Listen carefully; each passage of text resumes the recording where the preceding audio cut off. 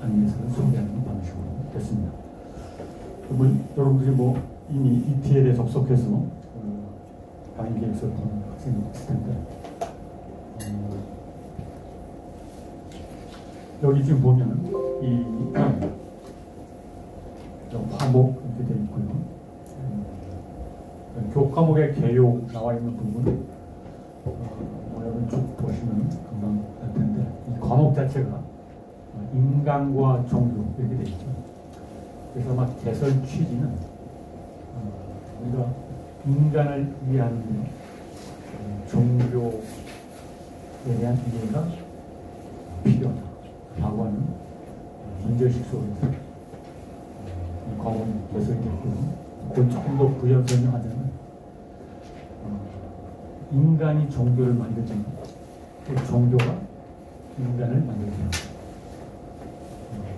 기독교니 불교니 유교니 이슬람이 이런 식의 종교들 인간이 만들었다는 사실, 그 누구도 부인할 수 있을 텐데, 근데 다른 각도에서는 기독교라고 하는 종교를 통해서 한 인간이 형성되고 만들어지고 그의 세계관이 바뀌는 이런 모습을 볼 수 있고, 이슬람을 통해서 한 인간의 삶이 엄청난 영향을 받고 그 삶을 좌우한다.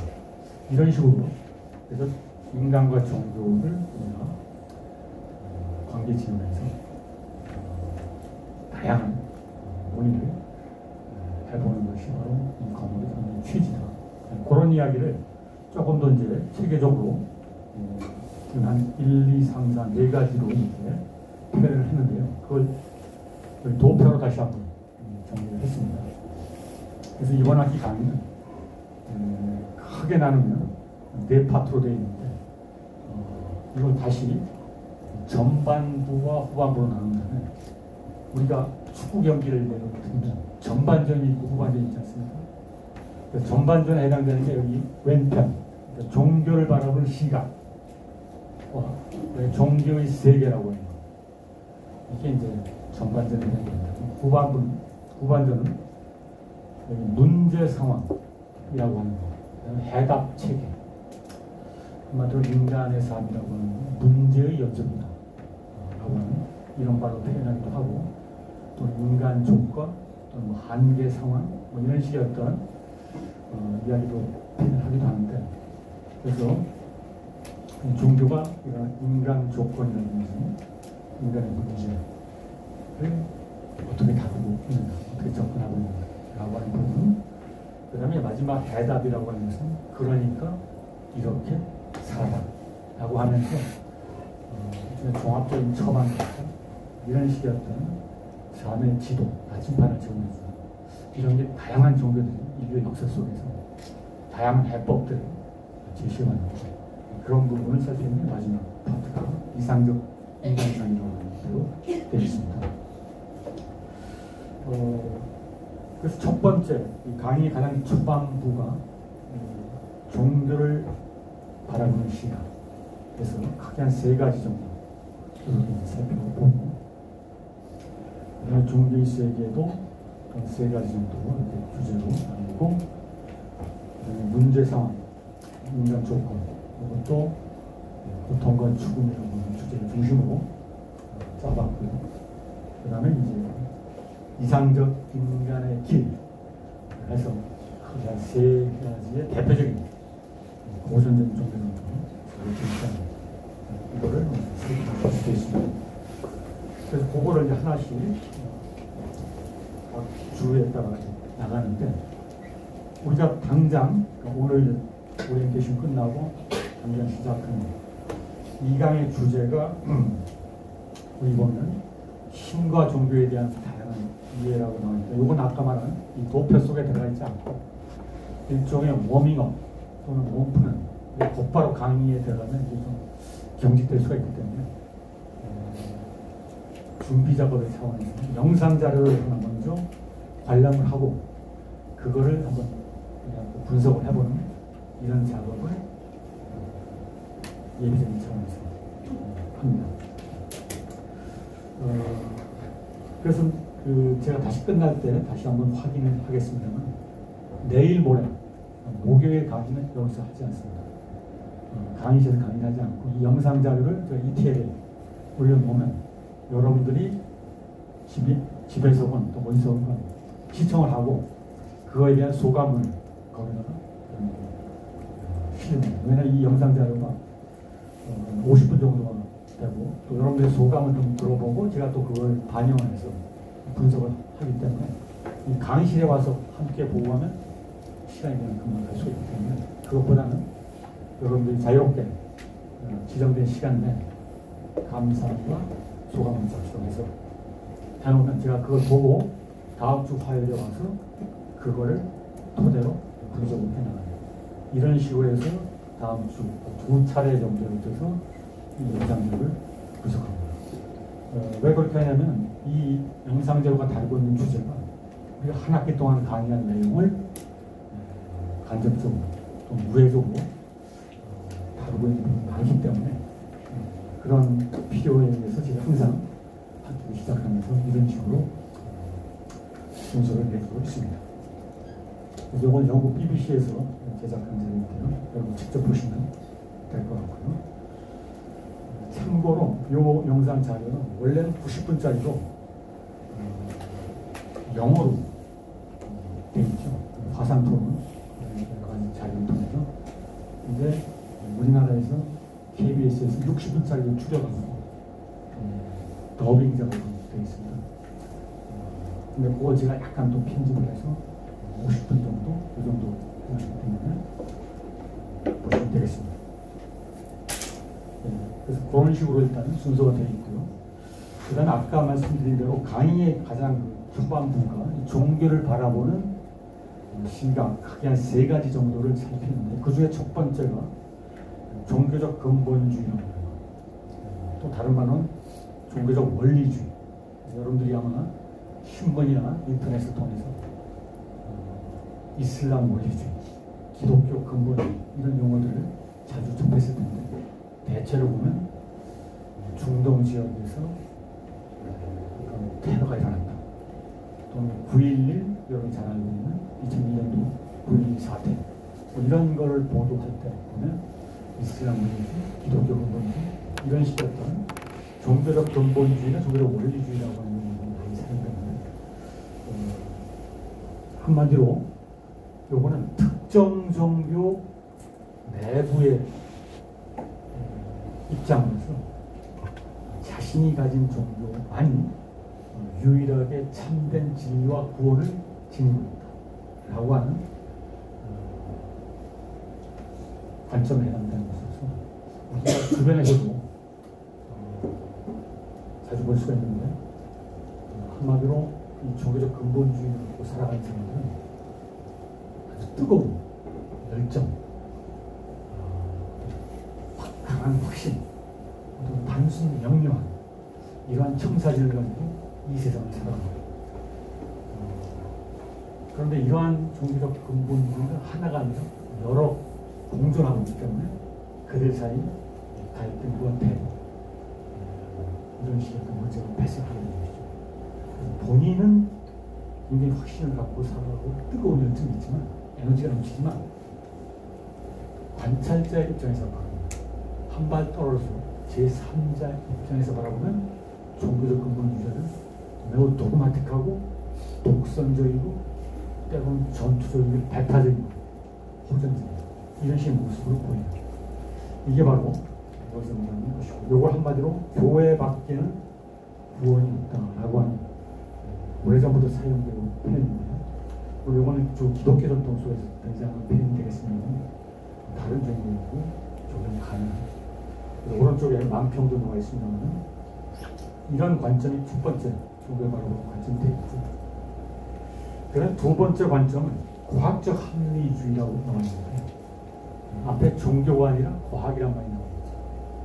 지금이 어떤 시대인데 아직도 종교에 빠져서 헤어나지 못한다 라고 바라보는 이른바 진보적 지식인을 자처하는 이른바 계몽주의의 후예들 사이에 널리 퍼져 있는 그래서 이 종교적 근본주의를 비롯해서 이 종교인들 자체를 어떻게 보면 무지와 오류에 빠져 있는 거예요. 그래서 그들은 계몽의 대상이다. 이렇게 바라보면서 참 안타까워요. 일어났던 관점인데 대표적인 이런 관점이 그 오른쪽에 나와 있습니다만 여러분이 너무나 익숙하게 알고 있는 칼 마르크스 같은 사람이 이미 오래전에 종교라고 하는 것은 민중의 한편, 인민의 한편이다 라고 하는 거, 또 최근에는 또 영국 출신의 익숙한 도킨스 같은 사람은 종교라고 하는 것은 망상의 체계다. 그러니까 종교를 오위, 망상, 환상, 미신 뭐 이런 식으로 부정적인 이런 식의 어떤 낙인 찍기를 통해서 종교는 하루빨리 이 세상에서 사라져야 돼요. 그럼 퇴치돼야 돼요. 경멸 대상으로 가는 그러면서 자신들의 관점상으로 한리스, 과학적 세계 이런 식으로 주장하는 것이 바로 두 번째 관점입니다. 이 서울대학교는 지성의 전당이기 때문에 계몽주의의 영향이 상당히 강하지만 그럼에도 불구하고 또 한편에서는 종교 동아리들이 있지 않습니까? 강력한 응징력을 갖고 있는 것도 종교 서클들입니다. 두 가지가 공존하고 있습니다. 세 번째 관점은 뭐냐? 이 종교적 보편주의라고 하는 건데, 요거는 이 앞에 종교적이라는 말이 들어가 있기 때문에 종교에 대해서 부정적으로 바라보지 않습니다. 종교라고 하는 것은 우리 인간의 삶 속에서 매우 가치 있고 소중하고 필요한 것이다. 종교를 긍정적으로 바라보는데 문제는 뒤에 보편주의라는 말이 들어있습니다. 이때 말하는 보편주의는 한마디로 이야기하면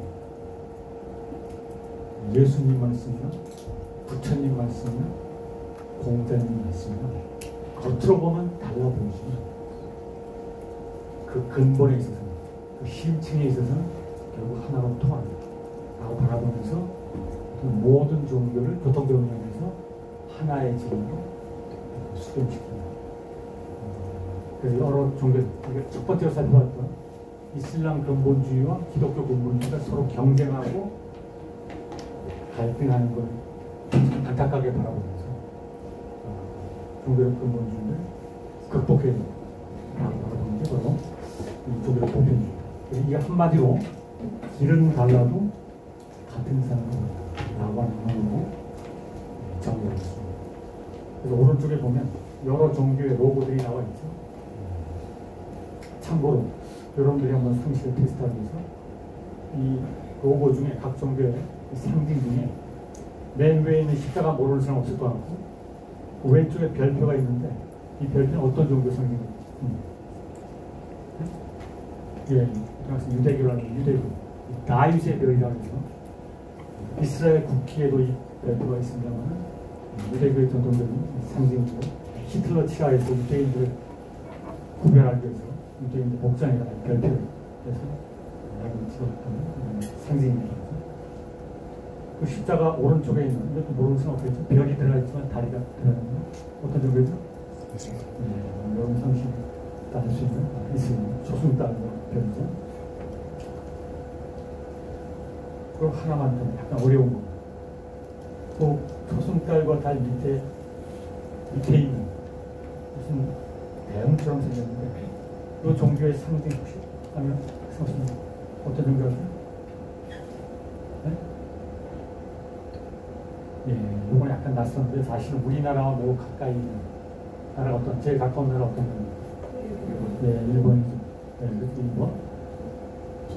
네, 신도. 네, 일본의 토착신, 고유종교 신도라고 도리라고 보통 부릅니다. 도쿄라든지 교토에 가면 거의 500m 간격으로 발견할 수 있는 일본의 신사라고 합니다. 야스쿠니 신사라고 잘 알고 있죠? 우리나라 서울은 500m 간격으로 뭐가 있죠? 신사나 사찰이 아니라 교회가 있습니다.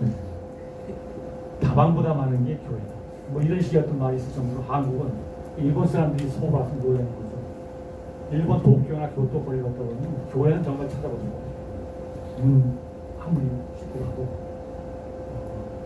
근데 같은 동아시아 문화권이고 오랜 역사를 공유하지만 일본과 한국의 종교 문화는 너무나도 다르다. 이런 것을 볼 수가 있습니다. 참고로 네, 이런 식으로 종교를 바라보는 시각을 한번 교통정리한 다음에 그 다음에 구체적으로 종교의 세계에 들어가서 크게 종교 체험의 세계, 신화의 세계, 의례의 세계, 이 세 가지를 살피는데 그중에 첫 번째로 이 종교 체험이라고 또는 종교 경험이라고 이 부분을 먼저 살핍니다. 혹시 여러분 중에서도 좀 교회 다니거나 성당을 다니거나 또는 특정 신흥 종교에 속한 학생이 있을지도 모를 텐데 그걸 통해서 자기 신앙생활을 통해서 어떤 뜨거운 종교 체험, 그다음에 어떤 성령 체험을 했다, 신앙을 구원받는 체험을 했다, 뭐 이런 식의 어떤 신앙 간증을 하는 경우도 있는데, 한번에 종교 체험이라고 하는 게 종교의 출발점이라고 할 수 있고, 한 인간의 어떤 삶을 뒤바꾼다, 더 나아가서 세계사를 뒤바꾼다, 이런 것을 볼 수가 있는데, 그래서 이 강의 시간에는 그 중에 종교 체험 중에 가장 전형적이고 대표적인 두 가지 체험을 비교하면서 나아가는데, 그 중에 첫 번째로 누미노제 체험이라고 다소 생소한 용어가 있습니다만, 주로 이 서구 종교, 유대교, 기독교, 이슬람 정도에서 나타나는 체험을 누미노제 체험이라고 하는데, 오른쪽에 이 그림이 하나 그려져 있는데, 혹시 이 그림 하시는 학생 없습니까? 이거 어떤 인물이죠?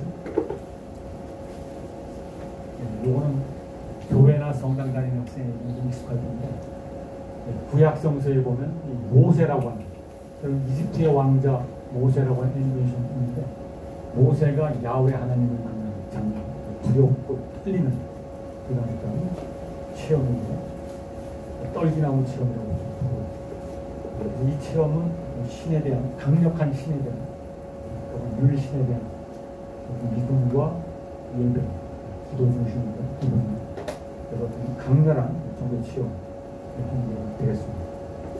이 성격을 한번 살피겠습니다. 두 번째로는 요거까지 비교되는 동양 고전 종교, 인도나 중국 문화권으로 대변되는 아시아권의 고전 종교에서 등장하는 종교 체험을 노미노스 체험과 비교해서 신기 체험이라고 이야기합니다. 그 오른쪽에 있는 그림은 여러분도 보면 알 수 있겠죠. 오리수 나온 밑에 어떤 깨달음, 해탈, 경제, 걷다가 시달다, 불교라고 하는 종교가 탄생하는 순간, 결과적으로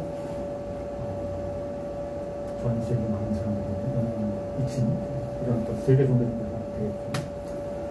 그래서 요거는 이제 양파 껍질 벗기기다 라고 하는 메타포를 통해서 종교 체험의 성격.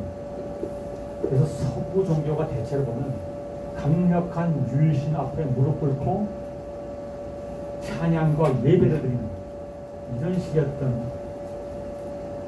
모습을 나타내는, 동양의 고전은 신 앞에 무릎 꿇는 게 아니라 딱 가부좌 들고 앉아서 일종의 명상과 수행을 통해서 자기를 찾아가는, 그게 일종의 양파껍질 벗기는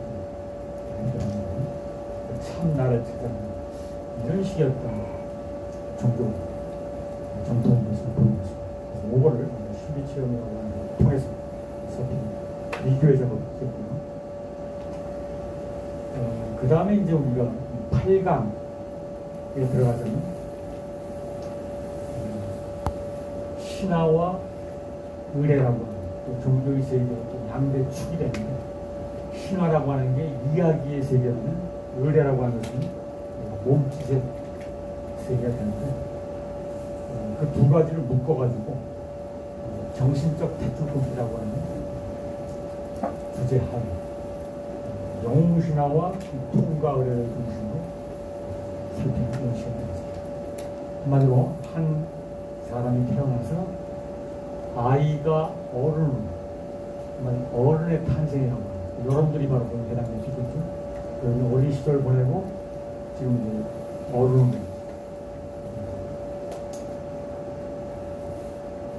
탄생하는 형성되는 이런 과정 중에 있는데, 그게 바로 바로 종교의 세계 속에서는 영웅신화와 이 풍가을에 나가는 것들에서 한마디로 한 인간이 어떻게 거듭남라고 하는 이런 부분을 보여주고 있습니다. 그 부분을 우리는 시련과 고난의 모티브가 깔려있는 걸 보면서 살피는 작업이 되었고요. 그 오른쪽에 있는 이 사진은 이게 뭐 하는 장면이죠? 여러분도 해보는 생겼을 텐데 번지 점프라고 하는 것이죠. 바로 이 번지 점프라고 하는 게 과거 아프리카의 성인식에 있는 기억을 있습니다. 이런 식으로 해서 이 전반부 강의를 마치고 후반부는 인간 조건 자체에 초점을 둡니다. 그러니까 전반부 강의는 종교 쪽에 초점을 두면서 이렇게 이야기를 했다면 후반부는 인간 자체 좀 더 액센트를 두면서 하는 인간이 살아가면서 피할 수 없는 문제, 상황 그 중에 악과 고통의 문제라고 합니다. 대표적인 것이 되겠죠. 그래서 이 종교의 세계에서 인간이 부딪히게 되는 악과 고통의 문제를 어떻게 다루고 있는가. 이걸 신정론이라고 하는 조금 체계적인 논의 구조가 있는데 이걸 중심으로 보는 것은 되겠습니다. 물음을 왜 착한 사람이 고통받는가. 여기 살다 보면 그런 경우를 자주 접합니다. 어떤 사람이 있는데 그 사람은 정말 선하고 순수하고 항상 의롭게 살아요. 그 사람은 하는 일마다 이제 아프고 그 집안이 보니까 항상 무한해요. 그래서 언젠가 복을 받겠지. 저렇게 선하게 살고 착하게 사니까 그 복을 받을 거야. 잘 풀릴 거야. 언젠가는 일어설 거야. 이러고 있는 겁니다. 죽을 때까지 끝까지 고통의 늪지대에서 벗어나지 못하고 인생을 마치게 돼요. 이런 사람이면 당연히 또 어떤 경우는 무슨 보더라도 저희는 그 사람이 정말 이기적인 차원을 넘어서서 사악하고 정말 어떻게 교활하고 이런 인간인데 꼭 보면 세상의 눈으로 보면 너무나 잘 나가고 세상적인 족적으로 성공하고 언젠가는 꼬꾸라지겠지. 언젠가는 착받지. 어떤 때는 심판을 받겠지. 웬걸 죽을 때까지.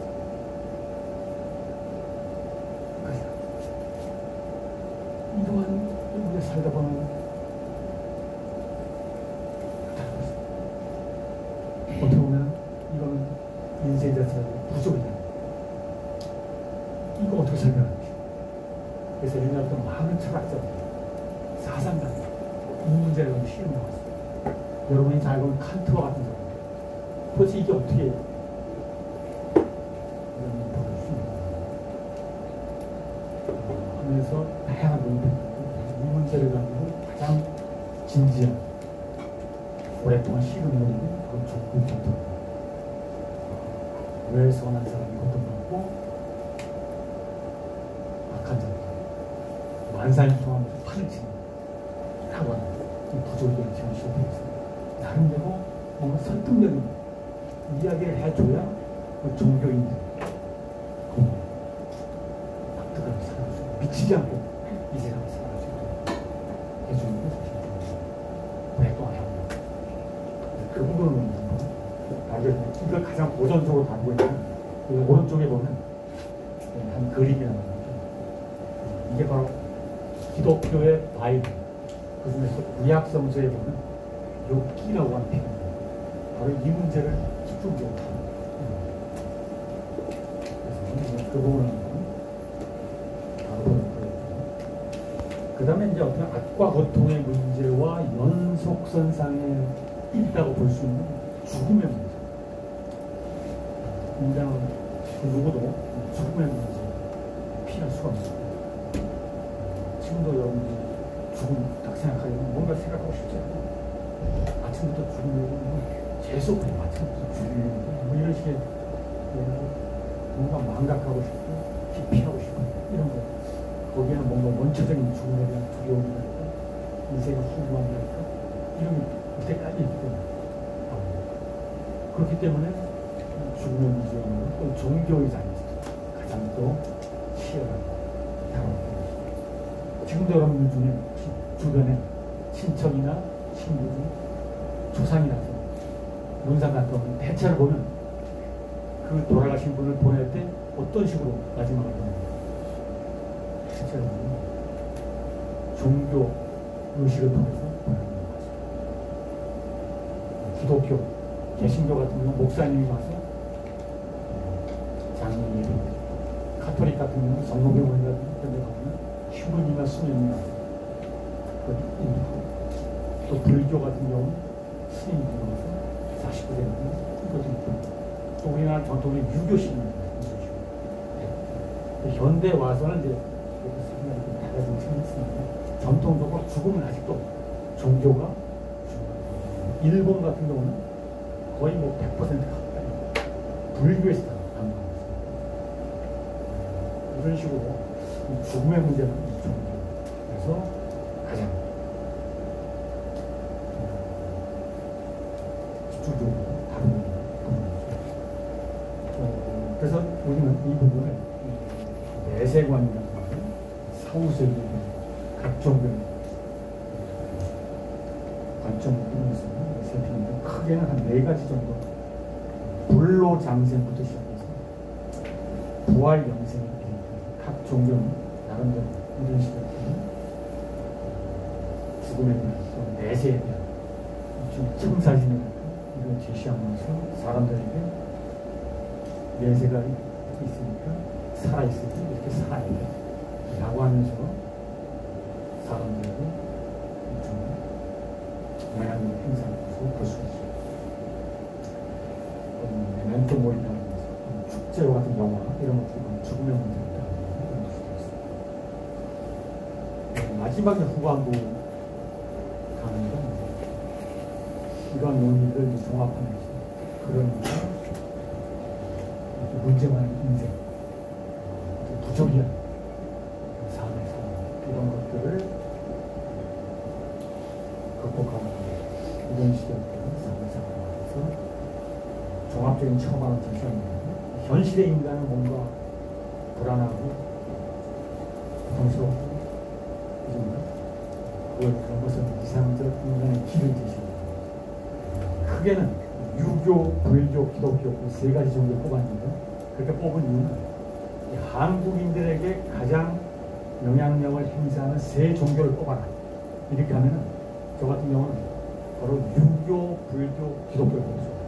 유교는 동아시아를 대표하는 종교 전통이고 불교는 남아시아를 대표하는 종교 전통이고 기독교는 서아시아를 대표하는 종교 전통이고 유교, 불교, 기독교는 사실은 아시아 사실 여기서 세계적인 종교는 동아시아, 남아시아, 서아시아 근데 동아시아에는 유교 말고도 뭐 불교, 도교, 막 신도도 있습니다.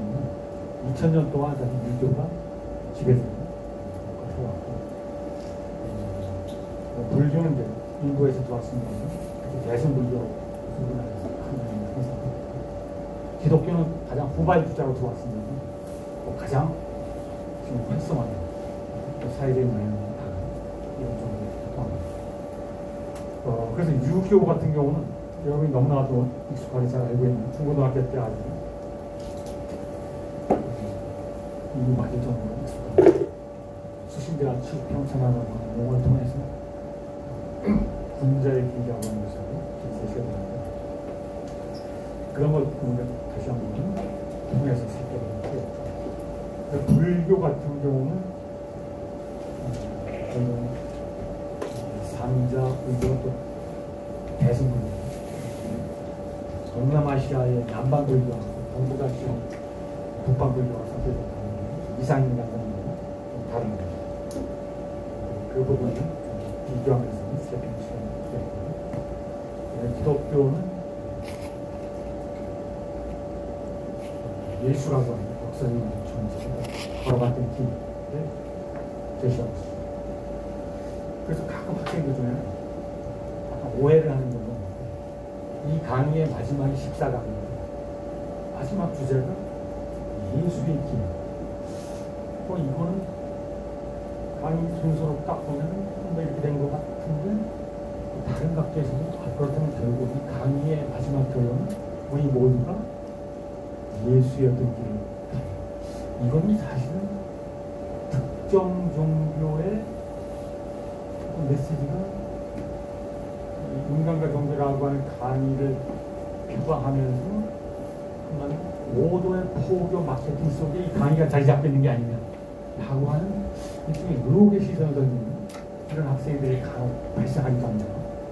제가 순서를 배치한 건 전혀 그거하고 관계가 없는데, 그래서 제가 그걸 또 견제하기 위해서 밑에 보면 예수님과 부처님, 달라이 라마와의 대담, 이게 일종의 영상 자료인데 이걸 뭐 수업 시간에 제가 직접 감상하고 분석하지는 않겠는데 참고로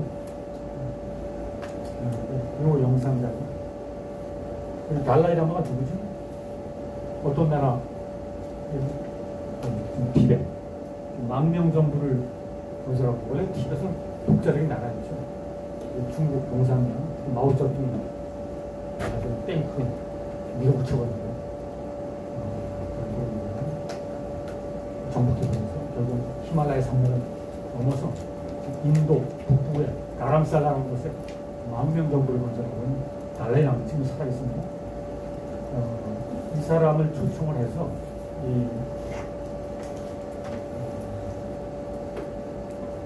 헨델의 메시아라고 하는 그런 사람이 그 음악을 틀어주면서 어떤 사회자가 인터뷰를 합니다. 그런데 예수님과 부처님, 달라이 라마는 당연히 부처님을 따르고 부처님의 제자예요. 기대가는 사람인데 이 사람은 예수도 상당히 존중하고 있어요. 그래서 예수님과 부처님이 비슷한 점과 차이점입니다. 기독교와 불교의 무수한 점과 차이점을 인터뷰 형식으로 진행하는 프로그램이 있습니다. 그래서 이 과목 자체가 마지막 결론은 특정 종교를 향해서 수렴되고 있는 것이 아닌가 라고 하는 생각을 어떻든 이런 식으로 이 강의는 배열이 되어 있습니다. 거기 참고문헌이 나와 있는데 이 과목은 특정 교재를 선택해서 이거랑은 관심을 취하지는 않고 강의안에 파워포인트를 만들어서 그걸 중심으로 그랬는데 강의안을 작성하는데 참고했던 문헌들은 4가지 정도 있습니다. 물론 이 강의안 작성하는 이것만 들어가는 건 아니고 이해치를 더 많이 있으면 여러분들이 참고하고 거기 나와 있습니다. 자세하게 여러분들이 일일이 다시 설명할 필요는 없겠습니다. 참고로 간략하게만 세계 성격 첫 번째 나와 있는 리니안 스마트의 종교와 세계라는 책은 월드 뷰라고 하는 원래 영어 책인데 영국과 미국에서 종교에 관한 인문서로 널리 읽히는 이런 책입니다. 오래전에 나왔습니다. 계속해서 개정본입니다. 그거를 번역해서 우리가 다루고 있는 강의 주제 중에 전반부에 종교 실험이라든지 신화와 의뢰 이쪽에 관련된 내용이 상당 부분 제가 요청해서 좀 참고를 했습니다.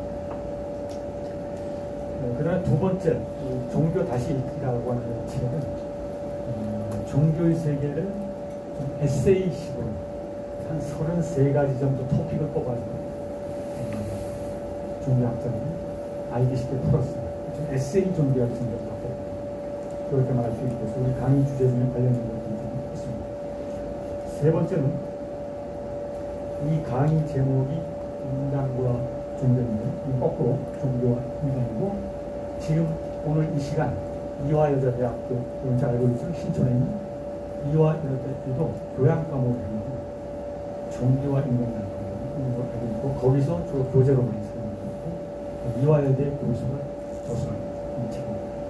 그래서 우리가 다루고 있는 고통의 문제, 죽음의 문제가 있는데 참고를 마지막 동서양의 인간 이해라고 하는 책은 인간관을 비교한 책인데 우리가 아까 이상적 인간상 했을 때 유교, 불교, 기독교 그 세 가지를 다뤘는데 여기 하나가 더 들어가 있죠? 뭐가 들어가 있죠? 여기 네 가지가 들어가 있지 않습니까? 시합, 고대 그리스도, 여기 잘 소크라테스, 플라톤, 아리스토텔레스 대변되는 우리가 시합 철학은 보통 종교라고 하는 범주로 놓지 않잖아요. 서양에서는 철학과 종교를 구별할 때 소크라테스, 플라톤, 아리스토텔레스는 철학으로 들어가고 그 다음에 종교 그러면 유대교, 기독교에서 사도 바울부터 시작해서 어거스틴을 거쳐서 중대 스콜라, 신학으로 이어지는 이런 식으로 철학과 종교를 구별하는 게 서구 전통인데 인도나 중국 같은 경우는 사실 철학과 종교를 구별하지 않아요. 수행을 통해서 사실은 철학적인 거, 종교적인 수행을 하는 거거든요. 근데 어떻든 이건 서양 철학을 전공한 사람이기 때문에 기독교, 불교, 유가라고 우리가 보통 종교 전통으로 분류를 요구하고 시각, 철학 전통 비교를 하는 책이 되겠습니다. 네, 이런 식으로 문헌을 소개했고 마지막으로 이 성적평가 부분입니다. 뭐 어떤 과목이나 아까 성적평가 있는데 비슷한 팩토 세 부분으로 구성이 되어 있습니다. 첫 번째가 출결사항입니다.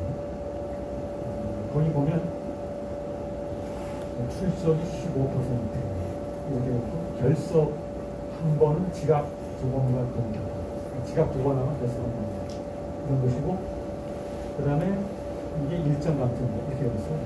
100점 만점에서 1점 감점 이렇게 되어 있어요. 근데 15%로 되어 있어요. 근데 그 두 번째 보고서는 25%. 그 다음에 기말고사는 60% 이렇게 되어 있어요. 합산하면 100% 아닙니까? 근데 여러분 중에 머리 회전이 빠른 학생들은 여기서 뭔가 모순을 느낄 수가 있어요. 왜냐? 출석이 15%는 100% 중인데 근데 결석을 한 번 하면 1점이 감점이 됩니다. 이게 논리적으로 맞습니까? 수학적? 안 맞죠? 여러분 이미 머리가 좋기 때문에 금방 알고요. 사실은 우리가 출석을 정확하게 다 보려면 오늘부터 15주 수업은 30번을 보여야 됩니다. 15주지만 30번 출제를 체크하는 거 아닙니까? 엄밀하게. 물론 그 공연도 있고 뭐 시험 그때는 출석은 안 보게 되겠습니다만 그러면 정확하게 따지면 결석을 한 번 하면 이게 15%를 차지한다 그러면 0.5점이 감점이 돼요. 수학적으로 맞는 거예요. 그런데 여기서는 결석 한 번 하면 1점. 그러니까 2배로 오건 일반이니까. 그렇기 때문에 정확하게 얘기하면 여기 지금 15%, 25%, 60%에서 100% 나와 있지만 결석 한 번을 1점 감점으로 함으로써 결과적으로는 이게 115점 만점이 된 결론에 도달합니다. 이게 무슨 말이 이해가 됩니까? 만약에 이해가 안 되는 사람이 있으면 고민할 필요 없어요. 결석 안 하면 됩니다. 그러면 자기한테 전혀 영향이 없고 괜히 이거 버리고 있는 필요 없다. 그래서 뭐 머리 금방 이해가 되는 딱 얼굴 표정들 보니까 이해가 된 학생이 있고 아직도 고민하고 있는 학생이 있는데 이해가 된 학생은 이해하면 되는 거고 안 되는 학생은 출석 열심히 하면 하는 거죠. 이렇게 생각합니다. 제가 그렇게 한 이유는 만약 0.5점으로 막 계산하기 시작하면 너무나 계산이 복잡합니다. 그리고 엄밀하게는 여러분이 수업의 3분의 1 이상을 무단으로 배속하면 학점 자체가 안 됩니다. 이러한 또 조항도 있기 때문에 그걸 종합적으로 고려해서 제가 이렇게 일단 이렇게 양해해 주시길 바라겠습니다. 네, 그 다음에 두 번째 보고서, 리포트가 있습니다. 네, 거기는 문학작품 세 가지를 제가 제시했는데 이 중에 하나를 읽고 감상문을 제출합니다. 이렇게 됩니다. 그래서 우리가 수업 시간에 사실은 다루지 못하는 그런 부분들을 문학작품, 문학의 세계가 좀 더 심도 있게 접근할 수가 있는 거예요. 이론적으로 접근해서 단계가 있는데 그래서 그 부분을 보완하기 위해서 제가 레포트를 그런 부분을 요구하는데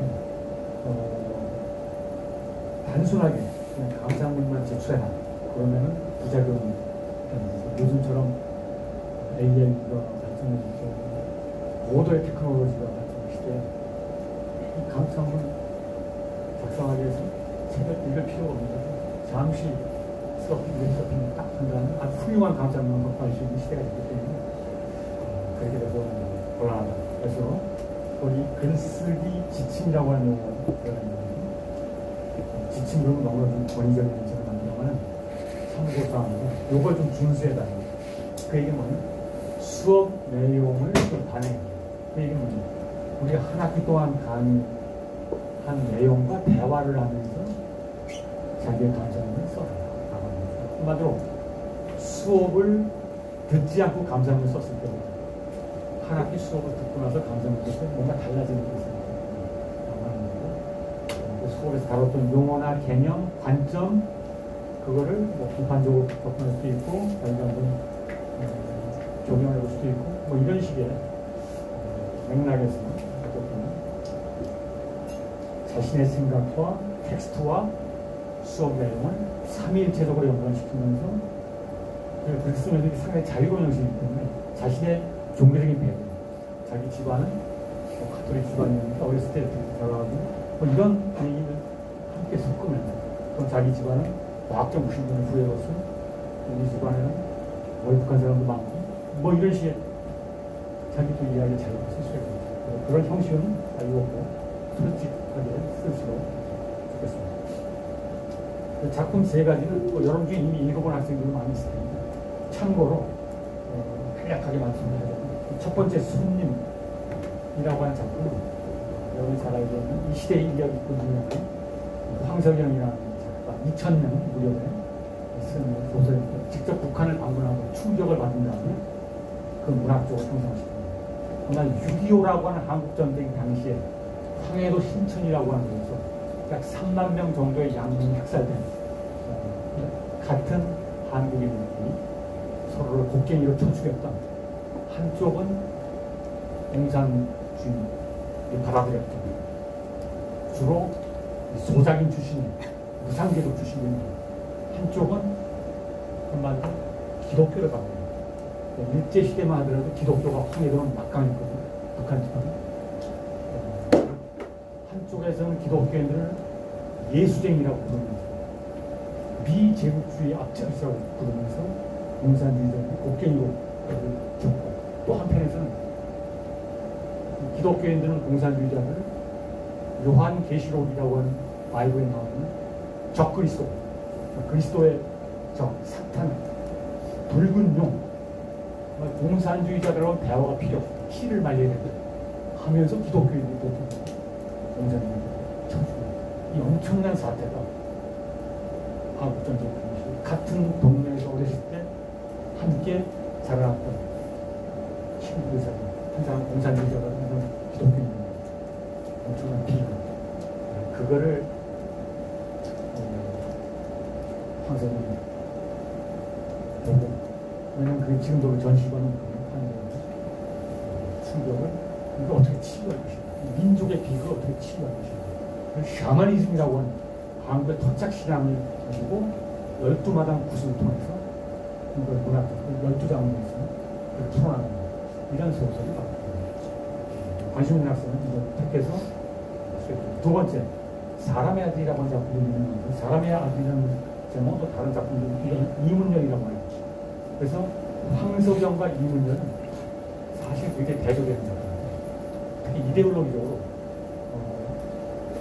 황석영은 약간 좌파적인 지식인으로 출발했어요. 이문열은 약간 우파적입니다. 그래서 옛날에 보면 이문열은 조선일보하고 인터뷰를 많이 해요. 황석영은 한겨레 신문이나 오마이뉴스하고 인터뷰를 많이 해요. 이런 식의 경향성을 보였습니다. 근데 바로 이문열이 사실은 스타덤을 오르는데 결정적인 역할을 하는 작품이 사람이 그리는 작품이고 요거는 기독교를 배경으로 하고 있는데 추리 소설이면서 액자 소설이 되죠. 어떤 신학교, 기독교 신학생의 살인 사건 둘러싸고 그런 사건인데 보통 이 작품에 대해서 여러분이 잘 알고 있는 러시아의 대표적인 작가 도스토옙스키의 까라마조프의 형제들을 연상시키는 이런 작품으로 평가를 받고 있습니다. 그래서 악과 고통의 문제, 신의 문제, 병의 문제, 죽음 이런 문제를 다루고 있습니다. 그래서 우리가 또 강의 시간에 나누는 어떤 관련이 있기 때문에 참고할 수 있습니다. 마지막 이 세 번째 작품은 첫 번째와 두 번째가 기독교를 배경으로 하고 있는 작품입니다. 세 번째는 인도 종교, 힌두교나 불교를 배경으로 하는 구도 소설적인 작품. 시타르타라고 하는 건 곧다마 시타르타, 부처님의 원래 이름이지만 여기서는 헤르만 헤세라고 하는 서양인으로서 동양인의 정신세계를 가장 잘 그려낸 평가받기도 하는 데미안의 작품, 헤르만 헤세의 작품이죠. 이걸 보면 한 사람이 태어나서 인생이 무엇인가, 인생의 어떤 진리를 찾기 위해서 여러 가지 어떤 방황을 하면서 찾아가는 이런 어떤 우도소설을 생각하고 있습니다. 그래서 이 세 작품 중에 하나를 선택해서 수업 내용을 관련시켜서 써주시면 될 것 같고요.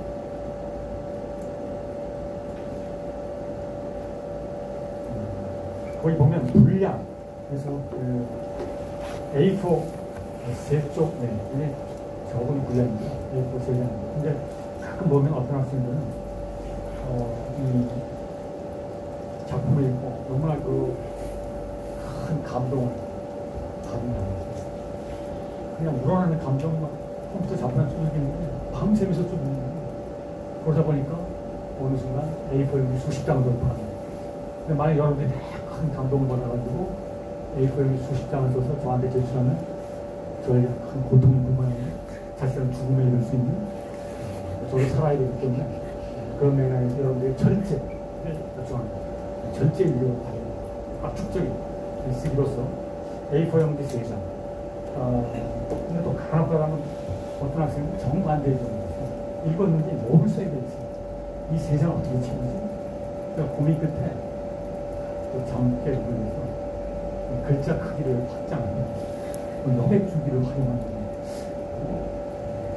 드문 케이스가 됐습니다. 그런 학생들에게 상식을 제쳐요.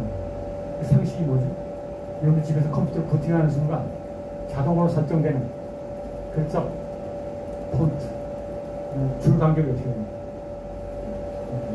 저의 컴퓨터는 키면 글자 폰트 10포인트가 기본으로 나오고 줄 간격은 166. 그래서 10포인트에 160이라고 하니까 이게 상식입니다. 생각해주세요. 상식적인 상식을 지켜주시고 바라겠습니다. 내외라 그러니까 또 내외는 어느 정도 이것도 들어오는 학생입니다. 그래서 저는 이것도 상식에서 다음 페이지 정도는 넘어갔죠. 그러니까 3페이지가 넘어갔을 경우 3페이지 반 정도까지는 상식입니다. 그러나 제출 기간 여기 보면 기말 시험 이슈라고 있죠. ETL에 업로드하고 있습니다. 보통 레포트를 중간 고사 기간에 제출하는 수업도 많은데 저는 그렇게 하지 않는 이유가 왜냐 아까 수업 내용과 대화를 하면서 글쓰기가 나가기 때문에 하나씩 강의가 마무리가 되고 더구나 거기 보면 정확한 날짜는 추후 공고를 되는데 여러분이 기말고사를 보는 순간이 어떻죠? 그때가 여러분들의 머리는 한 학기 동안 강의한 걸 총 정리해서 가장 활성화되는 거예요. 최적의 상황이 됩니다. 모든 수업 내용이 들어와 있는 수업. 바로 그러한 머리를 상태에서 글쓰기를 감상하는 순간 수업 내용과의 대화가 가장 역동적으로 이루어지지 않습니다. 그래서 대략 기말고사 치르고 한 5일 정도에서 일주일 정도 5, 6일 정도로 아마 그것을 생각하시면 될 것 같습니다. 마지막으로 기말고사 가장 큰 기준이 문제. 아무래도 한 학기 강의가 강의 중심으로 되다 보니까 강의 내용은 정리하는 차원에서 내리겠습니다. 키워드와 논술입니다. 그래서 저는 항상 내 학기 끝나면 그 다 문제들을 여러분들이 공개하기 때문에 이미 다 알고 있는 학생들이 있을 텐데 그 키워드라고 하는 것은 수업 시간에 다뤘던 개념, 용어들이 되겠죠. 개념을 통해서 이제 세계를 이해하는 거거든요. 그걸 8문항 제시하고 각 문항당 2 용어를 함께 제시해서 각각의 용어가 사용되는 맥락과 의미를 소수하고 2 단어 사이의 관계를 문, 이런 게 8문항, 단어는 16단어. 그 다음에 그거로는 포착할 수 조금 더 종합적인 물음을 하기 위해서 논수경이라고 되어 있습니다. 예를 들면 우리가 다뤘던 마지막 부분 이상적 인간상, 유교, 불교, 기독교의 이상적 인간상은 비교의 관점에서 제시해주시고 라든지 이런 식의 어떤 문제가 제출될 예정입니다. 이런 식으로 한 학기 강의 일정과 내용 강의 진행하면서 지금까지 이야기를 하는데 혹시 수업 진행과 관련시켜서 건의사항이 그런 식으로 수업을 진행이 되겠습니다. 라든지 이의가 있으면 질문해 주시고 없으시면 아까 말한 대로 내일 모레 강의는 여기서 하는 게 아니라 여러분이 ETL에 제가 올려놓은 영상 자료를 보시고 감상 후 조감까지 작성을 해야 수입속으로 인정되는 이런 그거를 보시고 지켜주시면 되겠습니다. 그러면 다음 시간 화요일에 뵙도록 하겠습니다. 수고하셨습니다.